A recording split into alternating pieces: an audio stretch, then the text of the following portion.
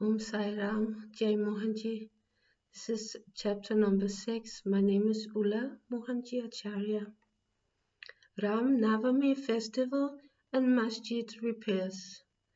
Efficacy of the touch of the Guru's hand. Ram Navami Festival, its origin, transformation, etc. Repairs of the Masjid. Before describing Ram Navami festival and masjid repairs, the author takes some preliminary remarks about Sadgurus as follows. Efficacy of the touch of the Guru's hand. When Sadguru is the helpsman, he is sure to carry us safely and easily beyond the worldly ocean. The word Sadguru brings to mind Sai Baba, the perfect master. He appears to me as if standing before me and applying udi, the sacred ashes, to my forehead and placing his hand of blessing on my head. The joy fills my heart and love overflows my eyes.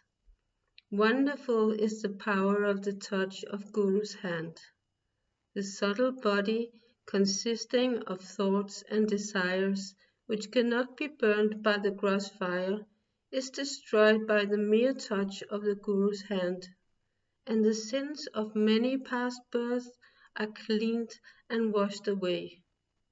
Even the speech of those who feel agitated when they hear religious and godly talks attain calmness. The sight of Sai Baba's handsome form chokes our throat with joy, makes the eyes overflow with tears, and overwhelms the heart with emotions. It awakens in us, I am He, Soham, Brahma consciousness, manifests the joy of self-realization and dissolving this distinction of I and Thou, makes us one with the Supreme, one reality. When I begin to read scriptures, at every step I am reminded of my Sadguru, Sai Baba, who assumes the form of Rama or Krishna and makes me listen to his life. For instance, when I sit to listen to Bhagavad, Sai becomes Krishna from top to toe, and I think he sings the Bhagavad or Uddhav Gita, song of teachings by Lord Sri Krishna to his disciple Uddhav, for the welfare of the devotees. When I myself start to write anything, I cannot compose a few words or sentences, but when he of his own accord makes me write, I go on writing, and there's no end to it. When the disciple's egoism props up, he presses it down with his hand and gives him his own power, makes him achieve his object, and thus satisfies and blesses him. If anyone prostrate before Sai and surrenders his heart and soul to him, then all the chief objects of life, like Dharma, righteousness, Artha, wealth, Kama, desire, and Moksha, deliverance, are attained easily and unsolicitedly. Four paths, like Karma, Jnana, Yoga, and Bhakti, leads us separately to God. Of these, the path of Bhakti is thorny and full of pits and ditches, and thus difficult to traverse. But if you, relying on your Sadguru, avoid the pits and thorns and walk straight, it will take you to your destination, God. So says Sai Baba. After philosophing about the self-existent Brahma, his power, Maya, to create this world and the world created, and stating that all these three are ultimately one and the same, the author quotes Sai Baba's words guaranteeing the welfare of the Bhaktas. There will never be any dearth or scarcity regarding food and clothes in my devotee's home. It is my special characteristic that I always look to and provide for the welfare of those devotees who worship me wholeheartedly with their minds ever fixed on me. Lord Krishna also said the same in the Gita. Therefore, strive not much for food and clothes. If you want anything, beg of the Lord, renounce worldly honors, try to get the Lord's grace and blessings, and be honored in His court. Do not be deluded by worldly honor. The form of the deity should be firmly fixed in the mind. Let all the senses and mind be ever devoted to the worship of the Lord. Let there be no attraction for any other thing. Fix the mind in remembering me always, so that it will not wander elsewhere, towards body, wealth, and home. Then it will be calm, peaceful, and carefree. This is the sign of the mind being well engaged in good company. If the mind is vagrant, it cannot be called well merged in Him. After quoting these words, the author goes to relate the story of Ram Navami festival in Shirdi. As Ram Navami is the most celebrated festival in Shirdi, another fuller account as published in Sri Sai Leela magazine of 1925, page 197, is also referred to, and a summary of the festival as related in both these accounts is attempted here. Origin. One Mr. Gopal Rao Gund was a surveyor in the service department at Kopergaon. He was a great devotee of Baba. He had 3 wives but had no issue. With Sai Baba's blessing, a son was born to him. In the joy that he felt due to this, an idea of celebrating a fair or urus occurred to him in the year 1997, and he placed it for consideration before other Shirdi devotees like Tatya Patil, Date Kode Patil, and Madrao Deshpande Sharma. They all approved the idea and obtained Sai Baba's permission and blessings for it. Then an application was made to get the collector's sanction for celebrating the Urus. But as the village Kulkarni held against holding the fair, the sanction was refused. But as Sai Baba has blessed it, they tried again and ultimately succeeded in getting the collector's sanction. The day for the Urus was fixed on Ram Navami after having consultation with Sai Baba. It seemed he had some purpose behind this, like the unification of the 2 festivals, the Urus and the Ram Navami, and the unification of the 2 communities, the Hindus and the Muslims. As future events showed, this end or object was duly achieved. Though the permission was obtained, but other difficulties cropped up. Shirdi was a village and there was scarcity of water. There were 2 wells in the village. The one in use dried up soon, and the water from the second was brackish. The brackish water was turned into sweet water by Sai Baba by putting flowers into it. As the water of this well was insufficient, so Tatya Patil had to arrange to get water from outside. Temporary shops were to be constructed and wrestling bouts arranged.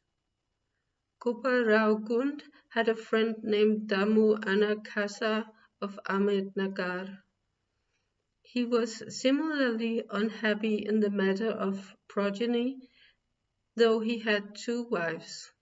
He too was blessed by Sai Baba with sons, and Mr. Gund prevailed upon his friend to prepare and supply 1 flag for the procession of the fair. He also succeeded in inducing Mr. Nanasaheb Nimonka to supply another flag. Both these flags were taken in procession through the village and finally fixed on the two corners of the masjid, which is called by Sai Baba as the Dwarkamai. This is being done even now. The sandal procession. There was another procession which was started in this fair. The idea of sandal procession originated with one Amir Shakar Dalal, a Muslim Bhakta from Kerala. This procession is held in honor of great Muslim saints Sandal in other. Chandan paste and scrapings are put in the thali, flat dishes, with incense burning before them, and carried in procession to the accompaniment of band and music through the village, and then after returning to the masjid, the contents of the dishes are thrown on the nimba, niche and walls of the masjid. This work was managed by Mr. Amir Shakar for the first 3 years, and then afterwards by his wife. So, on the same day, the two processions, the flags by the Hindus and the sandal by the Muslims, went on side by side and are still going on without any problem. Arrangement. This day was very dear and sacred to the devotees of Sai Baba. Most of them turned up for the occasion and took part in the management of the fair. Tatya Godepatil looked to all outward affairs, while the internal management was entirely left to Radha Krishna Mai, a female devotee of Baba. Her residence was full of guests, and on the occasion she had to look after their needs and also arrange for all the paraphernalia of the fair. Another work which she willingly did was to clean and whitewash the entire masjid, its walls and floors, which were blackened and well full of soot on account to the perpetual Duni, sacred fire of Sai Baba. This she did during the night when Sai Baba had gone to sleep every alternate night in the Chavdi. She had to take out all the things, including the Duni, and after thorough cleaning and whitewashing replace them as they were before. Feeding the poor, which was so dear to Sai Baba, was also an important item in this fair. For this purpose, cooking on a grand scale and preparing various sweet dishes was done in Radha Krishna Mai's lodging, and various rich and wealthy devotees took a leading part in this. Transformation of Urus into Ram Navami festival. Things were going on in this way, and the fair was gradually increasing in importance till 1912, when a change took place. That year, one devotee, Mr. Krishnarao Yogeshwar Bisma, the author of Sai Sagun Upasana, came for the fair with Dada Saheb Kaparde of Amaravati and was staying on the previous day in the Dixit Vada. While he was lying on the veranda and while Mr. Lakshman Rao, alias Kaka Mahajani, was going with puja materials to the masjid, a thought arose in his mind, and he accosted the latter thus: "There is some providential arrangement in the fact that the Urus or fair is celebrated in Shirdi on Ram Navami. Ram Navami is very dear to all the Hindus. Then why not begin the Ram Navami festival, the celebration of the birth of Sri Ram, on this day here?" Kaka Mahajani liked the idea, and it was arranged to get Baba's permission on this matter. The main difficulty was how to secure a Haridas who would do kirtan and sing the glories of the Lord on the occasion. But Bisma solved the difficulties by saying that his Ram Akhyan, the composition of Rama's birth, was ready and he would do the kirtan himself, while Kaka Mahajani should play on the harmonium. It was also arranged to get the Sundavada ginger powder mixed with sugar as prasad prepared by Radha Krishna Mai. So they immediately went to the masjid to get Baba's permission. Baba, who knew everything and aware of that what was happening here, asked Mahajani as to what was going on in the Vada. Being rather perturbed, Mahajani could not catch the purport of the question and remained silent. Then Baba asked Bhishma what he had to say. He explained the idea of celebrating Ram Navami festival and asked for Baba's permission, and Baba gladly gave it. All rejoiced and made preparations for the Jayanti festival. Next day the masjid was decorated with buntings, etc. A cradle was supplied by Radha Krishna Mai and placed in the front of Baba's seat, and the proceedings started. Bhishma stood up for kirtan and Mahajani began to play on the harmonium. Sai Baba sent a man to call Mahajani. He was hesitating to go, doubtful whether Baba would allow the festival to go on, but when he went to Baba, the latter asked him as to what was going on and why the cradle was placed there. He answered that the Ram Navami festival had commenced and the cradle was put for that purpose. Then Baba took a garland from the Nimba niche and placed it round his neck and sent another garland for Bhishma. Then the kirtan commenced. When it came to a close, loud sounds of "Victory to Ram" went up, and gulal, color powder, was thrown up all around amidst the band and music. Everybody was overjoyed when suddenly a roar was heard. The red powder thrown promiscuously went up and somehow fell into Baba's eyes. Baba got wild and began to scold and abuse loudly. People got frightened and took to their heels. The intimate devotees who knew Baba well took this scolding and outpouring from Baba as blessings in disguise. They thought that when Ram was born, it was proper for Baba to get wild and enraged to kill Ravan and his demons in the form of egoism and wicked thoughts, etc. Besides, they knew that whenever a new thing was undertaken at Shirdi, it was usual with Baba to get wild and angry, and so they kept quiet.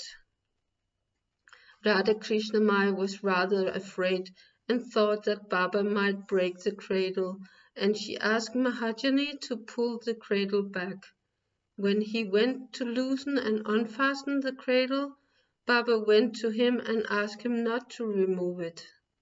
Then, after some time, Baba became calm, and that day's program, including Mahapuja and Arati, was finished. Later on, Mr. Mahajani asked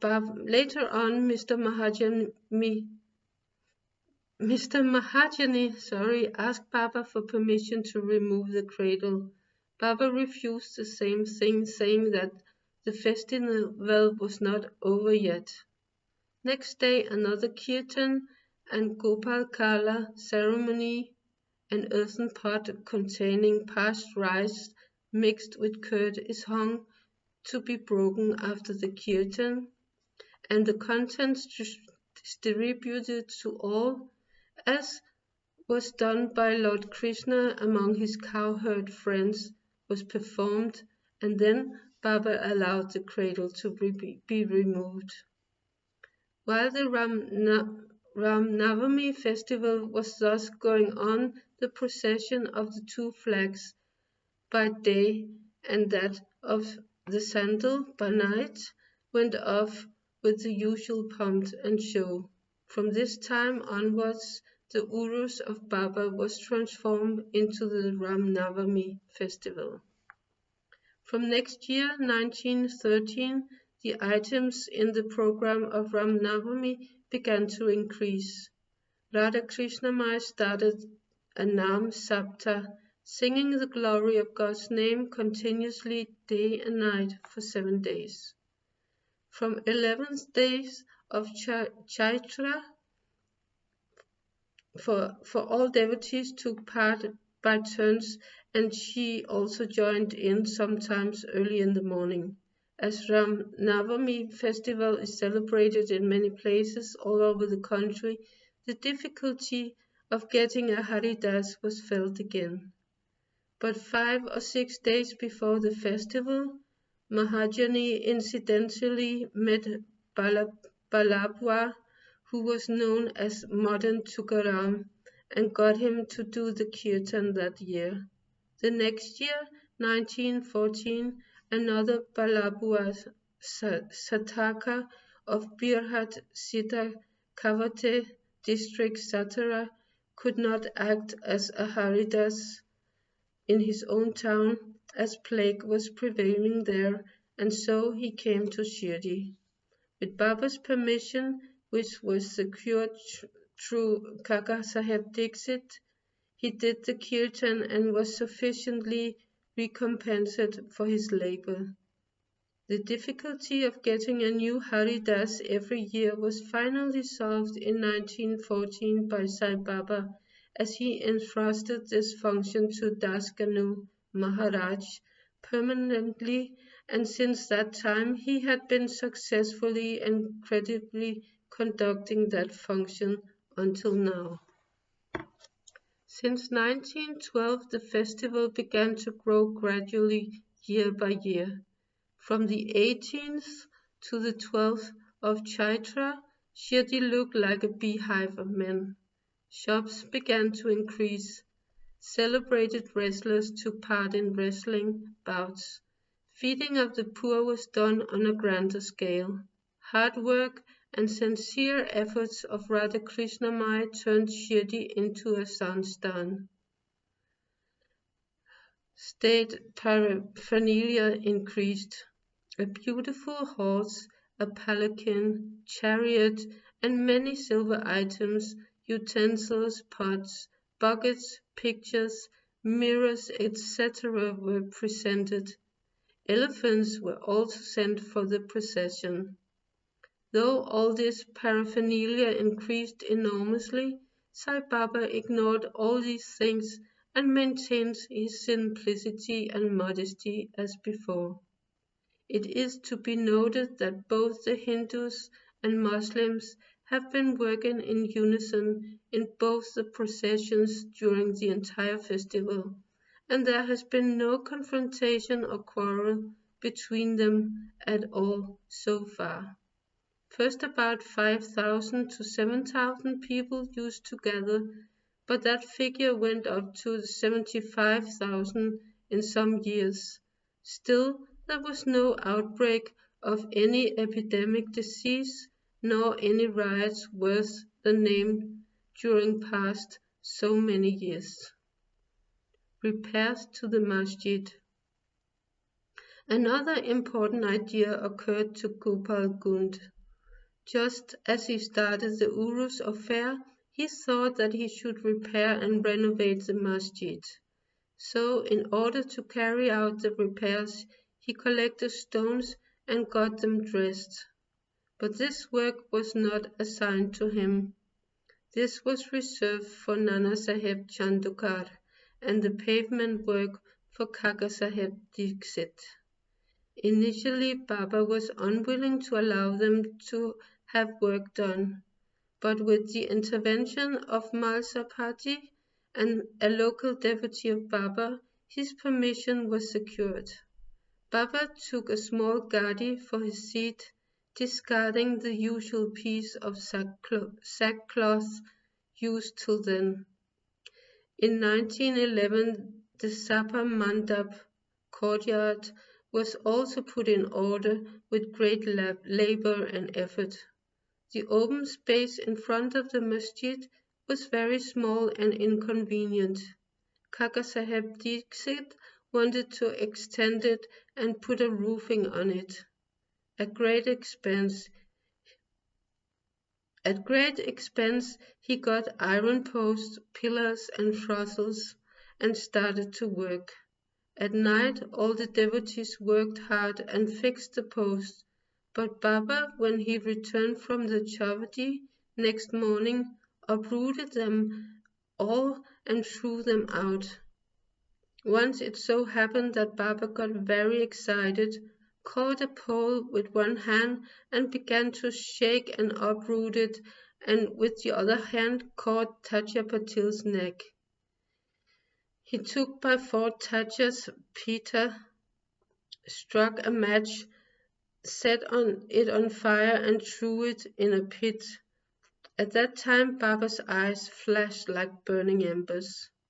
None dared to look at him. All got terribly frightened. Baba took out a rupee from his pocket and threw it there, as it were an offering on an auspicious occasion. Tatya was also much frightened. None knew what was going to happen to Tatya, and none dared to interfere. Baguji Shinde, the leper devotee of Baba, made a bold advance, but he was pushed aside by Baba. Madravu was also similarly treated, pelted with brick pieces. So all those who went to intercede were similarly dealt with. But after some time Baba's anger cooled down. He sent for a shopkeeper, got from him an embroidered pita, and himself tied it on Tatya's head, as if he was being given a special honor. All the people were wonderstruck to see this strange behavior of Baba. They were at a loss to know what enraged Baba so suddenly, and what led him to assault Tatya Patil, and why his anger cooled down the next moment. Baba was sometimes very calm and quiet, and talked sweet things with love, but suddenly, with or without any reason, got enraged. Many such incidents has been related, but I do not know to which to choose or which to omit. I therefore refer them as they occur to me. In the next chapter, the question whether Baba was a Hindu or a Muslim will be taken up, and his yogic practices and powers and other matters will also be dealt with. Bow to Shirdi Sai Baba. Peace be to all. Om Sai Ram. Thank you very much.